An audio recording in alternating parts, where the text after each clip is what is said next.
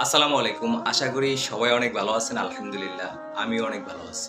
প্রতি বছরই আমাদের গ্রামে, আমাদের সমাজে কিছু মানুষ আছে যারা আর্থিক সমস্যার কারণে বা বিভিন্ন সংকটের কারণে কোরবানি দিতে পারে না। কোরবানি না দিতে পেরে অনেক পরিবার লজ্জা এবং সংকোচের মধ্যে থাকে বা সংকোচের মধ্যে থাকবে।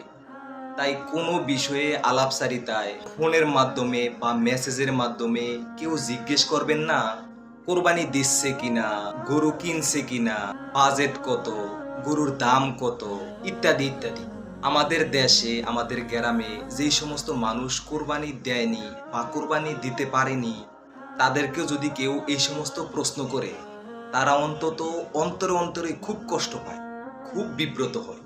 তাই বিশেষ করে যারা কোরবানি দেয়নি তাদেরকে আমরা কখনো ছোট চোখেও দেখব না, আর তাদেরকে উপরোক্ত বিষয়ে কোনো ধরনের